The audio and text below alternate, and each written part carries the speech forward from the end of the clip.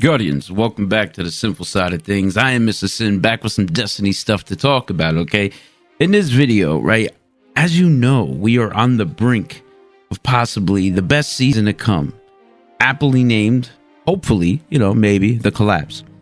And with the coming of Season of the Collapse, maybe, right, comes the darkness and the pyramid ships who say they are our salvation. Right, it's a pretty safe bet to say there will be a all-new raid, an all-new loot pool, right? And possibly our first darkness raid, exotic weapon. And that got me thinking about all the previous raids from Destiny 1 to present day, right? In particular, the specific raid exotic weapons pertaining to all those raids. Recently, I asked a question in some of the groups that, I was in, which would you rather have? Right? How would you rather procure your raid exotic weapon, through RNG or through a quest? And I got a mixed response. And one answer stuck out in particular to me, right? It really caught my attention, was have an exotic quest for the raid weapon, but have RNG for its catalyst. And I felt that was a good medium. And as for me, I'm fine with both. That's, either way, I'm fine with both. So, I mean, what's your preference, right? Quest or RNG, right? So on to the reason for this video. I wanted to take a trip down memory lane and list all the raid exotic weapons in order from worst to best, in my own opinion. So with that being said, let's get started with the first one that I believe to be the worst raid exotic out of the bunch, okay? And that being the Teraba, which almost sounds like terrible, right? The Teraba is an exotic solar submachine gun and is obtainable by completing the Crown of Sorrows raid. To run down it real quick, its intrinsic perk is Ravenous Beast. This weapon stores power when dealing or taking damage, and dealing continuous damage extends Ravenous Beast perk, right? And hold to release the beast, right? Now, it does have a lot of potential to put up, some damage, especially in PvE with Release the Beast. Basically, it doubles the damage. However, a downside is that it takes a little while to fully charge its intrinsic perk. It'll take at least 5 to 6 red bar enemies to even activate it. Also, if you switch weapons and, switch back to the Teraba, the stored up energy goes away. So it lacks that versatility. Plus having the Recluse instead of the Teraba allows you to use a potentially better exotic as a legendary, so to speak, and not, not to take it away up your exotic slot. And, in my opinion, it is the least sought after raid exotic weapon, and is why this got the worst, worst spot, number 10. 10 being the worst, 1 being the best. I'm not saying it is the worst gun ever. I'm just saying it is the worst out of the raid exotic weapons, right? Moving on to number 9 on the list is none other than a Necrochasm. This was an exotic auto rifle you get from the Crota's End raid. But first you had to go kill the Blade of Crota, then go fulfill the quest to get the Necrochasm. Has Cascade, meaning melee kills increase reload speed. With Cursebringer, precision kills trigger a curse throw explosion, which made it, formidable in PvP with its high rate of fire. It essentially where it shined the most, right? Using it when it, needed for an arc burn and strikes, made it good in PvE in that way. Other than that, I felt like, the damage was lacking a little bit in PvE department. So it was a good in PvP and, not so much in PvE, which is why I ranked it so low on this list. Nevertheless, it was still an awesome looking weapon, right? You could definitely tell it was like a hive gun. It had some flames coming up, kind of looked like a acolyte gun. And it was definitely one of, the first of its kind in that aspect. And, getting that satisfying head pop and having a, curse throw explosion, which was pretty cool, And I like the quest where you got like a white weapon, okay? And then you had to turn it into a legendary, right? And then that legendary turned into the exotic, the Necrochasm, which I always call the neck orgasm. I guess it just sounds like that, right? So, okay. So anyway, moving on to the next one. Number 8. We have none other than the Touch of Malice, the exotic scout rifle that came from Crota's father, Oryx, and the King's Fall raid. You might be wondering why this weapon is at number 8 on my list, and I'll tell you in just a minute. But the Touch of Malice was an exotic scout rifle that shot full auto with Eye of the Storm. The weapon became more accurate as your health got lower, with snapshot hammer forged rifling and flared magwell. and Touch of Mercy, where 3 rapid kills would return a portion of the wielder's health, which came in handy because holding down that trigger in full auto meant you can keep shooting it with this weapon. However, once the magazine reached 1 more in the magazine, every shot after that took a chunk of your health away, which, really left you thinking about your engagements with the Touch of Malice. But there was a little incentive to keep your finger held down on that trigger. The rounds that caused you damage were more powerful to the things you were shooting. Now, I took this thing inside the Crucible when I first got it a few times, and it was a fun challenge, to use and not get myself killed by my own weapon. Imagine Touch of Malice today inside Destiny 2, right? While shooting it inside of a Warlock healing rift. For me, the most usage from this weapon was inside King's Fall Raid, specifically at the Sisters checkpoint and at Oryx himself. Using a Titan bubble with Blessing of Light, you can shoot that thing to a live long day and not die from the perk. For us, Touch of Malice was, only wielded during the raid, but to me, it was definitely one of the coolest looking exotics. With the shroud covering the gun and the knife sticking out on the other side and the little dial looking, I don't know what you call that, like a little axis thing. You know what I mean? It had like the little taken blight inside of it and with the axis moving around it. Definitely very, like one of the coolest looking exotics that I've ever seen. But because of the functionality, which is why it got so low on this list. Now, moving on to the next one,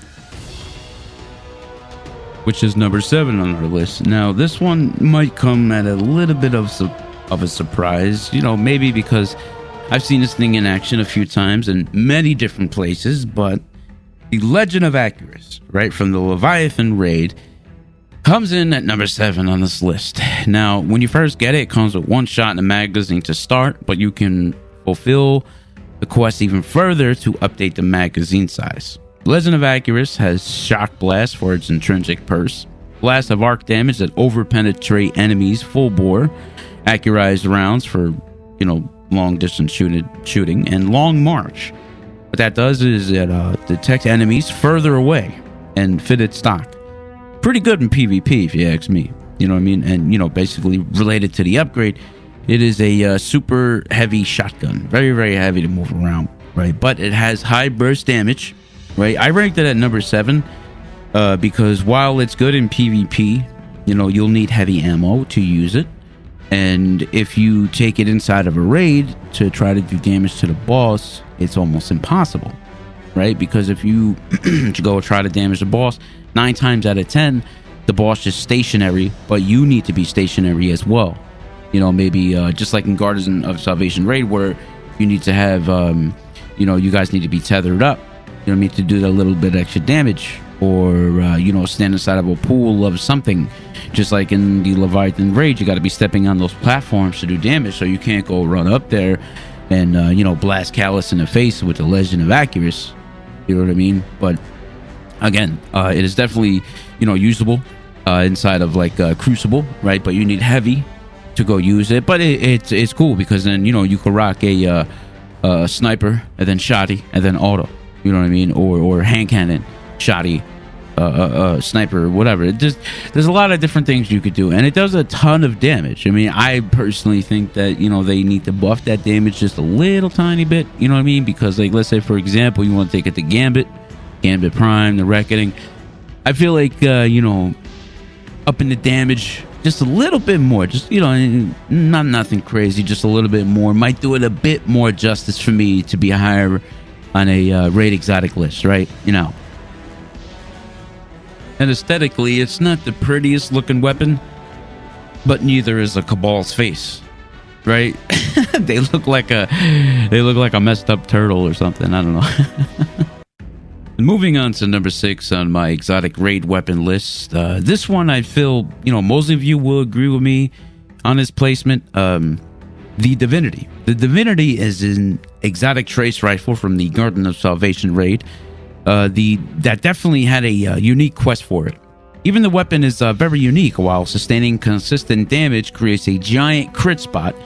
Great for, taking out bosses anywhere with the perk Judgment. Also, weakens and disrupts them Although it has these, great unique perks, the weapon's damage and output is the weakest out of all the trace rifles, leaving your teammates to inflict most of the damage. But Penance does say targets under the effect of judgment, long enough that are struck with a burst of damage. And although this weapon allows for, great crit damage, its ranking on this list at number 6 is because of the utilization. It is only good for one thing, and now that one thing is vital in many situations, however, it doesn't make sense anywhere else than a boss fight. I mean, if you want to use it in PvP and comp and trials, get ahead. Nevertheless, the Divinity is, a must-have in some situations, and maybe with some cool ornaments, it could look pretty sick. Right now, moving on, to number 5 on the list is another situational weapon, and that is the Anarchy. The Anarchy is an exotic grenade launcher obtainable from the Scourge of the Past raid. After defeating the final boss, energy comes with an arc traps, grenades stick to surfaces, and chains arc bolts to other mines, and it can do a lot of damage. One of the upsides to this weapon is firing traps at the boss's feet surrounded by enemies, like say in Gambit Prime, for example. They will also be destroyed, those pesky roaming enemies, allowing you to focus doing more damage on the boss. But the main selling point for this weapon would be something like a horde mode, and can do a lot of damage to majors with just shooting 2 traps. It definitely has some interesting and fun ways to play with it, but it does require heavy to use the gun. The placement of this weapon on this list comes down to its worth in the RNG department, right? The grind. It's not a definite yes, but it is not a definite no either, should you grind for this weapon. But I say if you don't have it and, you have a team with some free time, then sure, go ahead and get it, right? Especially to utilize it for any kind of like roaming boss. I remember using this thing in the Crown of Sorrows raid. 1 or 2 or 3 of us, it would actually be better if, because how the little map there is cut up between 3 sections. Okay, I mean, you got 3 teams of 2, and you got the hell's his name, Galaron or Little Galarons, whatever. You got to, melee him, take his shield down, whatever. The Anarchy is super useful inside that situation, as you can see these traps that are laid down there on the floor.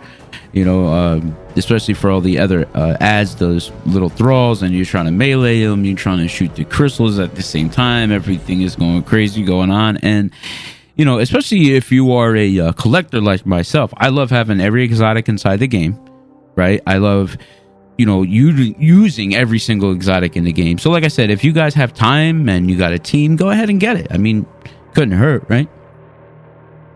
Now, coming in at number 4 is a very interesting one because of the raid or not raid that I got this weapon in or from, and put this on the list above 2 other exotics because inside D1, I got a trophy from completing a raid with a full fire team of clanmates, but I got that trophy after we beat Prison of Elders. Yes, Prison of Elders, right? So after we beat Prison of Elders, me and 2 other of my clanmates, I got a trophy, complete a raid with nothing but your clanmates. So this is why I put this on the list, okay? So, after we beat Prison of Elders, at number 4, we have the Lord of Wolves. The Lord of Wolves is a very interesting weapon because although it is a shotgun, it does feel like a pulse rifle, and even inside Destiny 2, right? This weapon was very versatile, having a lot of ammo inside the magazine.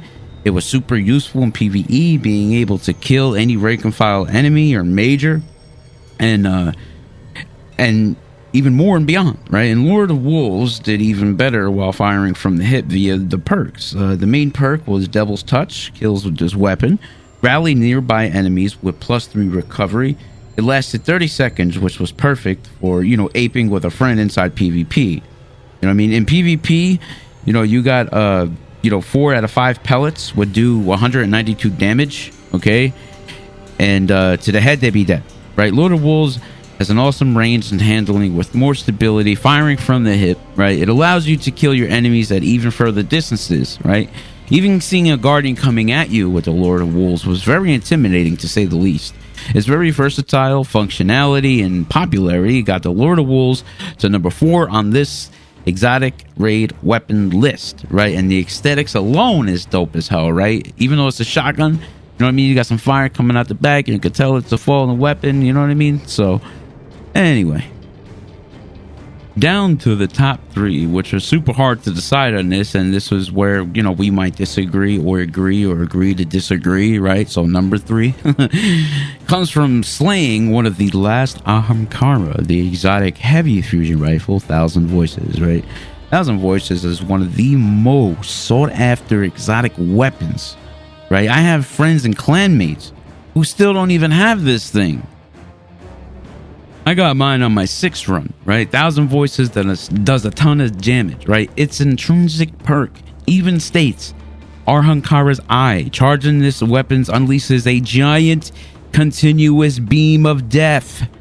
That says it all. It's useful in every aspect of the game. Raids, raid bosses, strikes, nightfalls, gambit, crucible, right? One big detail though is if you're not too careful, you can easily kill yourself. You know what I mean? I can't begin to tell you how many times I've done that. Okay, but it's definitely one of those exotics that feel exotic, right? No matter where you shoot it from, it's hitting its target. Okay, it's destroying anything it hits. The range and impact are 100 each and maxed out, right? It's essentially a sleeper simulant with AoE, area of effect damage. And dare I say, it rivals the Galahorn. I'm just kidding. It doesn't rival it. Galahorn's on it. Anyway, but definitely one of the best exotic raid weapons inside Destiny's history. You know what I mean? And how sexy does this thing look, man? It's one of the sexiest exotics out there, bro. It looks like a freaking Ahamkara's elbow. I don't know. Anyway, so down to the top 2 on the raid exotic weapon top 10 list. This one has a lot of nostalgia value. It was the first exotic raid weapon ever. Coming in at number 2 from the Vault of Glass, the Vex Mythoclast. The Vex Mythoclast in its heyday was the most OP PvP weapon inside the game. If you had one pre-nerf, you were an instant god inside the Crucible, right? At the time, it was the first primary to have an elemental burn, right? That being solar damage. And had 56 rounds in the magazine. And with Smart Drift Control, Zen Moment, and Crowd Control, essentially Rampage, the Vex Mythoclast also was, very hard to get because not only, it was just RNG, right? You had to be Atheon on hard mode difficulty, which was no small task at that time. I'm sure most of you remember the phrase Forever 29. But when you finally, beat hard mode, Vault of Glass, and got lucky enough to get it inside your hands and, do the first raid exotic weapon, you were an instant god. The way it looks is pretty cool because, as soon as you look at it, you can tell it's definitely, a Vex themed weapon. And now for the top spot, the top exotic, what I think is the most best versatile functionality weapon inside Destiny's history. The number 1 spot that you can probably all guess by now, the most complex raid exotic from the Wrath of the Machine raid, Outbreak Prime. The Outbreak Prime is the only official raid weapon to return inside Destiny 2. Right? If you weren't around in Destiny 1, this weapon's quest was one of the best developed by Bungie and their developers, right? First in the raid, you had to activate all these monitors, which were hidden very well inside the raid. Bungie even put in an ARG, alternate reality game, which gave players a sequence of 1024 in total to be stringed together, strings of 8 to be used as keys in order to decrypt data, which turned into a grid on the diamonds, right, that you had to stand around, which led you to step on them inside the cylinders in the correct order inside, with binary numbers, that run with 2 friends on all 3 different subclasses, and finally, be super smart in math. This exotic pulse rifle was one of the last exotics in Destiny 1, and the first of its kind, a Siva-themed exotics. The perks are essential as, the Outbreak perfected inside D2 precision kills, release a Siva nanite swarm that attacked other enemies, and enemies who took repeated damage from the weapon spawned Siva nanites that attacked other enemies. Plus Fallen, they took additional damage from the weapon. Using this weapon for the first time felt great, especially the sound it made from a precision kill. I chose the Outbreak Prime to be number 1 because it is very versatile. It was great in PvE and PvP as well, And, we even use Outbreak Perfected inside Destiny 2, the Crown of Sorrows raid boss for those who didn't have Mountaintop. It was a great to even now weapon to be usable in every kind of situation. And aesthetically, it was definitely, great to lay my eyes on. It looked like a baby sleeper simulant. And I picked this weapon too because, Bungie's known for its community stuff like that. It won the award for that. And this weapon brought the community together to try to figure out the puzzle for everybody to get this weapon, right? And, even the sounds of the weapons as it shoots, when it creates the nanites, when you get a precision kill. To me, this is the best exotic raid weapon. Okay, so that's my list. If you guys agree, if you disagree, awesome. Let me know. How would you rank these weapons? Okay, would you put them in a different order? Do you agree with my list? Okay, do you disagree? If you disagree, let me know. Like, what kind of order would you put these weapons in? You know what I mean? So, it's been great talking to you guys and sharing with you guys my thoughts of, how these raid weapons rank in my brain, right? One last thing, though. You guys already know. If you ain't sinning, you ain't winning. Eyes up, Guardian. Peace.